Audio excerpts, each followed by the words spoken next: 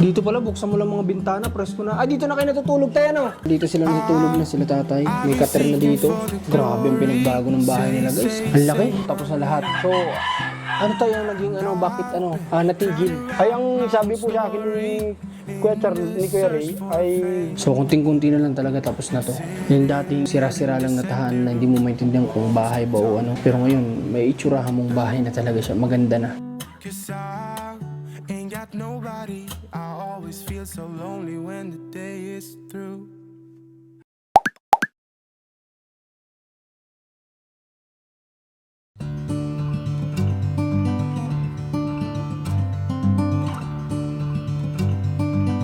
So, welcome back dito sa ating channel. At ngayong araw ay andito tayo ngayon sa tahanan ni Tatay Arlon. At binisita ko guys kasi nga tinignan ko kung tapos na yung pinagagawang pabahay sa kanila. At ito ngayon nadat na natin. So, kamusta muna natin si Tatay Arlon syempre. Nasaan pala mga anak mo, Tatay? Ayun pong isa kong lalaki ay naado po sa lulahin. Sa? Kaya ito po, nagpunta rin sa lulahin, sa doon po sa magulang ng aking asawa. Ah, okay. Kamusta ang asawa mo? Nag-uwi na? Bayang baga po, kuya pa ang pinoproblema ko pa po ngayon. Bakit?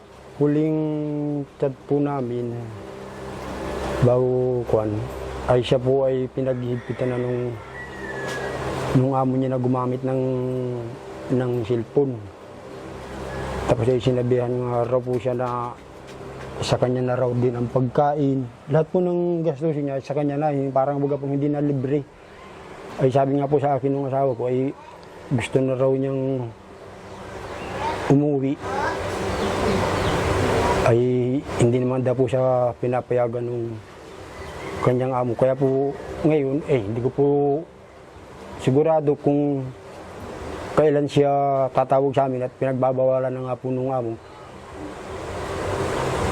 Na kahit na po siya ay magpalud, hindi naman daw po siya niluludan ng kanyang amo. Bakit daw tayo umabot sa ganun na siya pinaghipitan? Ay, ang sabi po sa akin ng asawa nung bago po kami huling mag-ausap, ay gusto daw po ipatrabaho sa kanya yung isang bagay na may oras mga po, may 3 oras lang na paglilinis na yung isang ganyan na yun. Ah, kumbaga binibigyan siya ng oras? Ng oras po. Pag hindi daw po niya natapos, ay babawasan daw po yung sahod pa niya ng parang 100 po ang pagkasabi sa akin ng asawa ko.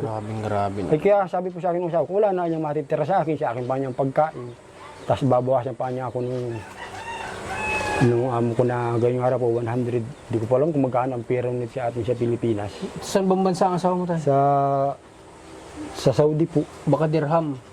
Sa Damam po, Damam. Baka dirham ang tawag ng pera doon. Ayawan ko po. Baka ganun. So 100 dirham siguro. Di ko alam, di ko lang sure. Kung ano magkano po ang pera nun dito. Ang pera sa, kung anong tawag sa pera ng Saudi. Okay, so baka dirham nga yun. Okay, tay. So, punta ako dito ngayon, tay, kasi nga sabi ko, baka tapos na tong bahay mo. Pero, ayun, pagdating ko dito, nakita ko, wala pa siyang pintuan. Pero, nakita ko din kanina na tapos na yung mga finish. Tapos na finish. Tapos na po, tapos lahat. Na po. May meron na pong flooring yan, tapos na po. May flooring na ito, tapos na lahat. So, ano tayo ang naging bakit natigil? Ay, ang sabi po sa akin ni Kuya Charles, ni Kuya Ray, ay sabi po sa akin ay yung budget daw po ay hanggang doon lamang. Na ganyan lang pong halaga. Kumbaga, naglaan lang talaga Nang budget po sa atin Margaret na hanggang, hanggang doon lang. Okay, so malaking bagay na din naman itong nagawa tayo. Sobrang laki na. Ay, ako naman po talaga ay malaking pasalamat nga rin po kay Ate Margaret. Kasi hindi ito biro guys. Kasi kaya nga po. Ang sponsor natin guys ay talagang hindi siya tring tumigil na kahit paano hindi maging maayos itong bahay, di ba? Kasi ito nung pagpunta namin dito, kita naman ninyo sa video na talagang sira-sirang tahanan lang, di ba? Na ngayon, ganito na. Kunting-kunti na lang to guys. Patapos na to, pintuan na lang to. Tapos kunting finishing na lang dito sa labas. Tapos doon, lalagyan na lang ng harang. Tapos na to. Di ba tayo? Kasi may bubong na, may finishing na. Yung nga lang, wala pa siyang pintuan. Ang sabi po sa akin nung tuwing ko po na, yun naman po yung nag-estimate, yung kung may 30 ka pa niya, finish na po. Lahat, ano? Meron na po. Tapos na lahat. Po. Pati po paminto. So, ibig sabihin tayo, ito ay natigil. Natigil po dahil po At saka bukod doon ay si Kuya Ray kasi ay kailangan na Opo. mag-asikaso ng mga Papilis papeles. po. Oo. Kami po pinagkausap na po kami ni Query nung bago siya pumunta ng Lucena. Na hanggang doon ang Pumunta alam. saan? Sa Lucena po. Doon siya nag-asikaso? Oo. Passport siguro kumukuha. Passport po, tapos daw ay baka daw po siya doon ay magkawa ng isang buwan at aaral daw baga po siya ng salitang English. Grabing galing guys. Yun po ang pagkasabi po sa akin ni Query. Nung Nabago siya yung buhay guys. Isa yun sa tinutulungan natin guys si Kuya Ray na yun nga, yung si Tita Margaret na sponsor natin, na nag-sponsor din dito para may pagawa. Siya po ay napangasawa ni Kuya Ray. So ang galing lang kasi nasa ibang bansa po kasi yun. Siya ay residente na doon.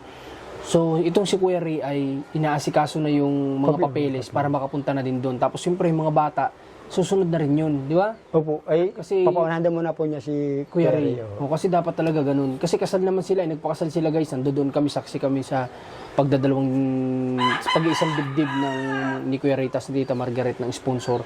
Nakakatuwa lang kasi sila Kuya Ray talagang hirap na hirap din sa buhay pero nabago yung buhay, di ba? Guys, dahil sa vlog. So ito panibago na naman, nang dahil na naman sa vlog sa channel natin. Si Tatay Arlon ay nagkaroon na ng ganitong bahay. Hindi pa man tapos pero kunting-kunti na lang matatapos na, di ba? Kaya natutuwa ako na ang laking bagay na nagagawa ng social media talaga. Sobrang laki. Kasi naipapakita yung sitwasyon ng buhay ng tao na nalaman ngayon no, may mga kakayanan din tumulong sa atin, mga sponsor, kung ano yung kaya nilang itulong pa. Di ba? Okay, tay, pwede ko ba ipakita yung loob? Sige na po. Pakita natin. Saka pati po ko yung nai-annex ko puro na yun at nakahinga pa ako ng kuwan. Doon po sa kusina, naggagawa na rin po ako doon ng paglilipatan ko nga po yung CR na saka yung kusina namin sa likod. Okay. Meron na rin pong kaunting kuwan yun. May container ring, Ahintada po na hollow block. asintada. Ako na lang nga po ang may gawa rin. Tara guys, tingnan natin. Ito, pintuan na lang oh. Presko dito. Dito pala, buksan mo lang mga bintana, presko na. Ah, dito na kayo natutulog tayo, no? So, ito. Dito sila natutulog na, sila tatay. May cutter na dito. Grabe ang pinagbago ng bahay nila, guys. Ang laki. Tsaka, itong bahay na to, guys. Kahit na hindi man natapos talaga ng 100%, malaking pera na pong nailan dito, guys. Sa totoo lang. Hindi po biro magpabahay ngayon sa panahon ngayon. Sobrang hindi po biro talaga. Ito malaking pera na nagastos dito. Ito palang kwarto na to. Oh. Kung ito ipapagawa mo ng pabahay na kahit na may dati na itong hollow blocks, mahal pa rin, malaking pera pa rin yan. Ayan, ang kulang na lang dito sa nakikita ko, harang dito, pintuan, bintana. Tapos, ewan ko kung finishing na dito sa labas. So, ito na lang din, kailangan ding i-finish sa labas. So, kunting-kunti na lang talaga tapos na to. No? Yung dating sira-sira lang na tahanan na hindi mo maintindihan kung bahay ba o ano. Pero ngayon, may itsurahan mong bahay na talaga siya. Maganda na. Ito, tapos na yung flooring. Nung huling punta ko dito guys, ay wala pa to. Lupa pa to. Tapos ito pa lang yung finishing nila. Yung time na yun. No? So, ayun. Kay Tita Margaret, maraming salamat. Kahit na alam kong marami kayong kailangan ding asikasuhin para sa pagdadala mo nga kala Kuya Ray na dati kong tinutulungan dyan sa US yata, basta sa something sa Amerika yata. Grabe, nakaka-proud yung channel natin na dahil dito ay daming nababagong buhay guys talaga. Sobrang galing ni God, no? Kasi siya naman yung nagpapadala sa atin dun sa mga taong napupuntahan natin. Siya yung nagtuturo sa atin na mabago yung buhay.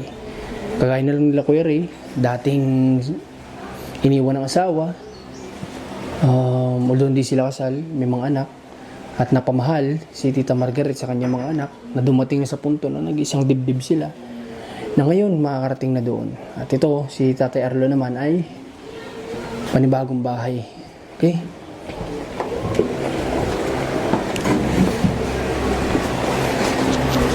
Bali, tay, doon sa loob, sino na ang natutulog doon? Kami pong mag-aama na. Kayo? Lahat kayo? Oo po. Nasaan yung mga anak mong nag-uwi dito nung nakaraan? Ay, naando po ngayon sa lulahin. Natulong puro sa pag-aani. Pag-aani? Ng palay sa mga lulahin. Okay, yung dalawang bata nandoon doon, di ba? Naando po siya, Di ba may anak kang lalaki na umuwi dito na naando nga rin po, pati yung baby? Opo, naandun din. Nandun din? Saan sila natutulog? Nasa ito po ngayon. Doon sila natutulog din? Hindi mo na po Di ba nauwi nandito ngayon, ikaw lang? Ay, nalusing po yung dalawa kong anak na maliit. Oo nga, hindi umuwi dito ngayon. Hindi po, nag-aani pa po ng palay. Oh, pati yung dalawang maliit, tumutulong ba sila? Ano Ay- ginagawa nila? Nagsama lang po, bakasyon naman maga po. Ah, okay. Kala ko tumutulong din sa pag-aani eh. Diba? So, kamusta naman kayo, Tatay Arlon, nung nitong mga nakalipas na halos 2 buwan? Ay, ayos naman po. Ayos naman. Oo, okay naman po. Okay, sa nakikita ko sa'yo, mukhang ayos naman na yung communication nyo ng asawa mo. Ayos na po. Kaya lang nga din yun nga po ngayon at parang napagipit nga nung amo niya. Diyan nga raw pong ang sistema. Kaya sabi po sa akin ng asawa ko, pagkalahating buwan na raw po kung siyang hindi makakontak sa amin, ay humingi na po ako ng tulong din sa agency na pinanggalingan niya na ipakontak siya rin sa amo niya kung yung kanyang kalagayan ay kumusta kung ano. Dahil hindi na po talaga niya sigurado kung siya ay makakatawag po sa amin at pinagbabawalan na nga po ng amo. Kawawa naman. Ano kayo naging rason tayo, no? Ay nga raw nga po, may oras nga daw po dapat yung... Hindi, anong rason bakit ginawa sa kanya yun na Ayawan ko pinagigpitan baga ng po. ganun? Hindi ko po alam. Grabe. Ang hirap talaga guys hindi talaga biro ang dinadanas ng mga OFW guys. Kaya sabi ko nga sa inyo, yung mga magulang nyo, kamusta nyo sila araw-araw? Kasi hindi biro ang pinagdadaanan nila, lalo yung mga nasa bahay. Maswerte ka na lang kung magkaroon ka ng amo siguro na tuturing ka parang totoong kapamilya, di ba tayo? Bidding nga po. Pero meron din talagang natsitsyempuhan na talagang, alam mo yun, na napakaliit talaga minsan ng tingin sa mga kababayan natin doon. Alam ko yan kasi galing ako doon. Kaya sana yung mga magulang nyo, tawagan nyo palagi sila. Kamustahin nyo, hindi lang kapag magpapadala sila, tsaka lang natin tatawagan. So ikaw, kung ikaw tatanungin tayo ng plano mo, gusto mo ba umuwi ang asawa mo, mag-stay? Abay, ang gusto ko po yung kung gaya ng kunay, umuwi na lang po. Ang sabi nga po niya sa akin, ay di kung gaya lang din nga po ang gagawin ng kanyang amo, magsasabi na lang daw po sa amo niya kung siya ay papayagan, umuwi. Pero di raw po niya sigurado kung siya ay papayagan. At hindi pa nga po tapos yung kanyang kontrata. Pero kung siya raw po ay ikawan, gusto daw po niya umuwi kung gaya lang din ang gagawin sa kanya ng amo niya. Kaya nga po ang sabi sa akin, pag ganyan 2 linggo pa at hindi pa ako nakakontak sa inyo, ay hingi ka na niya ng tulong sa dati kong agency. Magpatawag ka na at alamin niyo yung kalagayan daw po niya. Kawawa din guys, ano? Kawawa din yung asawa ni Tatay Arlon, ganyan yung dinadanas. So, paano yan? Sino ang Pero yung pagpapadala niya, dire-diretso pa din naman. Opo, ay kaya lang nga po, ay hindi po katulad na nung dati, minsan po ay napadala sa akin ng pagkako na yung 15, ay ngayon po, 10. Dahil nga po na kukuha ng araw po siya nangarap po ang nabili ng pagkain niya. Sa loob ng 1 buwan yun. Yun ang i-allowance siya sa loob ng 1 buwan. Yun po. Yun lang po ang pinagkakasa namin. Kasi 2 estudyante ang pinag-aaral ni Tatay Arlon, 2. So, yung 10,000 siguro, medyo para sa may estudyante, medyo kukulangin din siguro. Pwede sa po, tingin ko. Ano? opo. Yung 10,000. Hindi kagaya dati kahit paano kung nakakapagpadala si mismo ng 15,000 a month. Kahit paano, malaki-laking tulong talaga yun sa inyo dito. Ano? Ay, opo. Okay, kasi si Tatay Arlon, alam naman natin, hindi na makakapagtrabaho. Ako po sana, kaya baro ko sa may hilingin po sana sa Ano inyo. po ba yun? Mapabili po sana ako sa inyo ng kumpide ng skateboard. Skateboard? Bakit? Papunta po siya ng matog pa po ako sana sa ilog, pangingilaw. Pinakang sakayan ko baga po pag ako'y mapunta sa panunog pa sa ilog. O paano kapag may lubak-lubak dyan, hindi naman Kaya ko po, yun naman po, puro ganyan. Yung daanan po yun papunta rin sa tabi ng ilog. sementado yan hanggang tabi ng dagat? Simentado na po yan, ganyan. Grabe si Tatay Arlon. Kaya gusto ko rin na ako makatulog. Trabaho guys. Kasi si Tatay Arlon, kumusta pala muna ang paa mo? Ay, ayos naman Natanggal na ba ang benda o ano? Ayos na po, bahaw na po yan. Ayan na ba yun? Ayos na po yan, hindi na po yan masakit. Kaya nga po sana ako nga po nagpapabili ng ganyan at nang ako na po yung makapanglakay dyan sa ilog. Okay. Yun lang po ang aking So, yun, may update tayo kay Tita Grace na gusto sa ating tumulong para sa paa din ni Tatay ayos naman na po Arlon. yan, hindi na po masakit. Medyo okay na yung paa niya, oh. Ayos na po yan. Medyo okay na. So, Hindi na po yung masakit, oh. may plano kasi kami guys na mapagawan si Tatay Arlon nga ng paa. Gusto siyang mapagawan ng paa ng isa sa gusto tumutulong din sa atin kay Tita Grace. So, yun nga lang, inaantay namin nung nakaraan yung healing process ng paa niya. Pero sa ngayon, Ayos na po sa yan. nakikita ko, Ayos na may po yan. peklat, may kunting-kunti na lang, napagaling naman ha. Ano? Galing na po. Ay nga po sana, gusto ko nga po sana yung skateboard nang ako po nga po yung makapanlakaya. Yun muna. Kahit po pa paano. Kumita ako ng, kahit baga po pa 200, tapos makakalibre pa po sa pang-ulam. Malaking bagay na po yun. Sige, bibilang kita. Wala naman nun dito sa Kapalungga. Wala nga po. Wala nun dito. Okay, pabibilang kita tapos pahatid ko dito kay Rans. Yun na lang Sa iyo, nga ha? po. Para magamit mo dito. Na magamit ko po. Grabe, oh. Talagang gustong-gusto ni Tatay Erlon magkumita din ng pera. Kaya ko naman po talaga. Kahit wala siyang dalawang paa, gusto niya pa rin mangisda. Kaya ko pa po. Kayang-kaya mo pa talaga. May bangka naman po ako dyan na sakayang ko. Okay, so sige, Tay. Bibilang kita. Oh, sige, ngayon bibigyan muna kita ng pangdagdag mo sa panggastos mo dyan. Dagdag mo muna to dyan, ha? Para hawakan mo to, Tay. Isa, dalawa, tatlo. Dagdag mo muna yan, ha? Para may panggastos ka, ha? Salamat po. Tay, pero ya mo yung skateboard na gusto mo, bibilang kita. Ha? Kahit online siguro meron yun, tapos padala ko Hindi dito ko sa nga po makuha ng kumukuhan. Yun nga po ang gusto ko sana. Ano bang gusto mo? Isang size lang naman siguro yan. O may pambata niya, may pang... Ayun pong malaki po sana ang Yung malaki. Yung pit. Para doon po kumasa kaya di tutulak ko na lang po ng kamay. May mga kagaya mo ako, Tatay Erlon, nakikita na talagang walang paa, na gumagamit nun. Pero nasa syudad sila. Nandun sila sa... Pero ito, since sinabi mo naman na kaya mo, Kaya ko ikaw po. naman na nakakaalam yan. Dahil nga po ang sabi ko nga po sa sarili ko ay pasalamat nga po ako at paalam na wala hindi pag-iisip. Kaya po ako po kaya ko pong mag-isip na gumawa ng paraan para makatrabaho, makatulong sa aking asawa. Kahit ganito yung kalagayan ko ay nahawa na rin sa asawa ko ay. Sige, Tay, para kahit paano matanggal din yung inip mo dito sa bahay. Alam ko din na kapag nandoon ka ay malilibang-libang ka. Malilibang po. Pero may hiling ako sa Tatay Erlon, iingatan mong sarili mo sa dagat, ha? Ay alam ko na po yun. Alam ko na po yung... Kasi alam ko kapag nagka-problema, hindi ka makakalangoy dyan. Hindi po, ako na pong bahala dun. Kahit po ganito ang ate ko po nasusukan ko na ako po yung nakasama kami siyang paliligo, ganito na ang kalagayan ko. Kaya mo. Kaya ko pong i-kuha po yung aking sarili.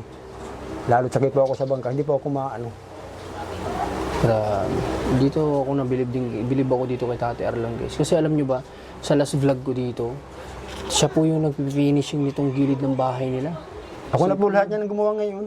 Ikaw na nag-finishing yan? Pati po yung flooring, ako na po yung mga bintana na yan ako na pong nagawa niyan lahat. Grabe.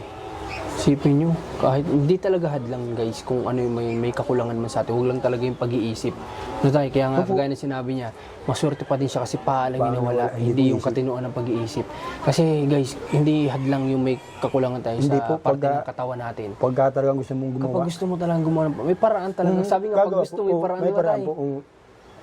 Kaya gaya nga ni Tatay Erlon, daw mo na-finish nga niya yung loob ng bahay, nakapag-finish ng side ng bahay. Kahit na ganito yung sitwasyon niya. Kaya nakakabilib ng sobra. Meron nga po na ako din naanik siya, hindi ko na po natapos at tinilang nga po sa kuhan. At hiniram ko nga muna po yung gamit ng aking nanay at matigas doon sa minto ay di hiniram ko na mga muna po. Inikabit ko nga rin sa likod at sabi ko mga ko na nga yung kusina na ilipat ng CR na yun. Grabe. Pero Tay, sa totoo lang, parang akala mo kung iisipin mo, akala mo parang magic din, di ba? Ay, Na ganon-ganon lang yung bahay na nagsisiksikan dun sa tagilid na nahigaan, na tumutulo. Tapos parang magic na biglang may ganito ka na kaagad, di ba? Kahit na hindi pa totally 100% pero halos 80% na to, 20% na lang, tapos na to. Guys. Okay, so ganito, Tay. Dito din sa bahay mo, titingnan ko kung ano din yung napag-usapan namin ni Mrs. Kung ano din yung maitutulong ko para magkaroon ka dito ng pintuan tsaka bintana. Diyan po ba sa bintana mo, ano bang gusto mo dyan? Ay, kahit po yung simple lamang na magkaroon ng bintana. Kahit na yung jealousy. Kahit Okay na lang po, sa'yo yung ganun. kahit na po yun. Kapag ka dito naman sa pintuan, kahit pang samantala, kung okay sa'yo, kahit gawa sa ano bang maganda, Plywood, kahit po plywood lang. yung makapal, ano? kahit po Yung pinakamakapal plywood na, ano, na yung mga marine, gano'n. Okay na yun, Oo, pansamantala. okay na po yun. Di ba? Oo. Ay, yun naman pong aking tsuhin, mabigyan po ng hamba. Yung panghabang nga po dyan na kahoy. Okay. Kasi yun, guys, kapag napinturahan mo yun, maganda na yun. ayos Tapos na po lagyan mo yun. ng doorknob yun, di ba? Maganda na yun. Ang malaga po may paminto. Oo, may paminto. Yung hindi open na ganito kasi may dalaga na si Tatay Erlon. Kailangan ng privacy noon, di ba? Hindi naman pwedeng gantong open lang. Ayaw. Kaya mo tayo, pag kausapin ko si Mrs. na tungkol dito, ha? para ma-budget namin. Ha? At may kausap naman kami na gumagawa ng salamin. Talagang siya yung gumagawa ng salamin sa mga nagiging pabahay namin. So, tatanungin ko sa kanya kung kailan siya pwede mag-estimate dito kapag okay na napag-usapan namin. Ha? Okay, ang hardware naman, natatawagan ko naman yan. Pwede magpadala dito ng gamit. Ano? Tapos, ikaw nang bahala magtingin ng pwedeng magpanday. At yung salamin naman, pag sinukatan nila, sila na mismo magkakabit. Wala ka na po problemahin dyan. Kaya ko na rin po kuya yun. Ha? Kaya ko na rin po yung gawin yung puminto na yan. Magpanday? Kaya ko na rin po yan. Grabe. O sige, ikaw bahala. Diskartehan Kaya mo ko na na lang. rin po, basta lang nga po mayroong materialis. O sige, walang problema. Kaya Magkano ko na- lang yan. O, nandiyan lang ang Kaya ko hardware, na o. pong diskartehan yan. Itong ganito, kahit Oo, dalawang, yung back-to-back na, Oo, anong kaya tawag ko na- doon? Anong tawag nga din tayo? Yung nga po back-to-back yung kuha po ng Yung paminto. may plywood dito, meron din Oo, sa loob. meron din po, oh. So, 4 na piraso lang to meron na, di ba? Kaya ko na po yan. Tapos kahoy lang. Basta may materialis. Kasi yung salamin, wala nang katrabahuhin naman doon si tatay. Kasi sila na mismo magkakabit niyan dyan sa mismong bintana. So, ilang bintana ba meron tayo? 4 po yan. 4. Okay, ano kaya? Tinan ko nga, silipin ko nga. Pang-5 po ito. Oh, hindi naman siya ganun kalalaki. Maliliit lang naman. Ito yung pang-ilan to? Itong Pang-anim dalawa? po yan. Pang-anim. Pang-anim. Okay. So, 6 na bintana yung meron dito sa tahanan ni Tatay Erlon. Kasi ito dapat meron din para magandang tingnan. Kasi ito yung nasa front ay. Tapos ito dapat kahit paano ma-finish yung ito. Ay, itataas ko pa po yan. Ah, ito tataasan pa. Tataasan ko pa po Okay. yan. Hindi naman pwedeng ganito nga lang, ano. Tataasan Kasi ko pa gagawing po kwarto ay. Oo. Ay, open yan. Sisilipin ka lang dito eh. Kita na. So, anong plano naman ng mga anak mo, Tatay Erlon? Dito na ba sila sa'yo mamalagi? Yung may asawa o ano? Ay, dito na po muna at habang wala pa po raw po yung si mama niya, adi habang nag-iipon pa rin po sila ng kanilang pampabahay malang kahit kubo, ay dito na muna po sa bahay. Dito na muna. Okay, tanggap naman ni Tatay Erlon ng mga anak niya. Hindi siya, alam mo yun, yung porque may asawa ka na, bahala ka na sa buhay mo. Si Tatay Erlon naman open pa din sa kanyang mga anak na pumunta dito sa kanya. Diba tayo? Ay, upo. Kupkupin hanggang sa wala pang matitirhan. Okay, muli. Salamat ulit. Baka may gusto kong sabihin kay Tita Margaret. Maraming panood salamat po, Tita Margaret, sa malaking tulong po ninyo sa amin na magkaroon ng bahay. Hindi ko po kayo makakalimutan. Maraming salamat po. Okay, so yun. Kami din, pati kami, nagpapasalamat kami kay Tita Margaret na talagang pangalawang beneficiary ko na ito na binabago nyo talaga din yung buhay. Maraming salamat sa iyo. Sana marami pang blessing dumating sa iyo at nang sa ganun, marami ka pa rin matulungan na tao.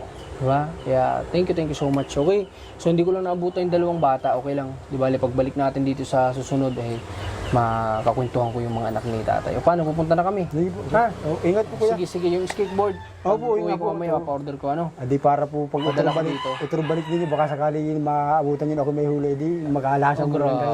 Ito, bibigyan daw tayong isla ni tatay pag may huli na. Sige tayo, ha? Sige po. Gusto ko naman makita ka na mabago yung routine mo na hindi lang araw-araw Hindi lang po ako nandito. Mas maganda nalilibang ka dun sa dagat kung alam mo naman kaya mo, di ba? Ay, kayang-kaya. Kayang-kaya. Malakas loob ni Tatay Erlon, guys. Gusto niya makatulong sa asawa niya, nahihirapan din kasi na alam niya nahihirapan din sa ibang bansa. Di ba? Gusto niya matulungan din. Okay, so paano? Punta muna kami tayo. Sige po. Ha? Ingat po kayo kuya. Okay, God bless. At maraming salamat sa sumama. Kita-kisa lang tayo mamaya doon sa labas. Tapos na tayo dito kay Tatay Erlon. At maraming salamat sa magandang panahon kay God kasi nabisita natin si Tatay Erlon dito ngayon. At masaya din ako kahit na almost 80% pa lang yung natapos sa bahay niya. Ay, alam kong malaking bagay na yung kay Tatay Erlon.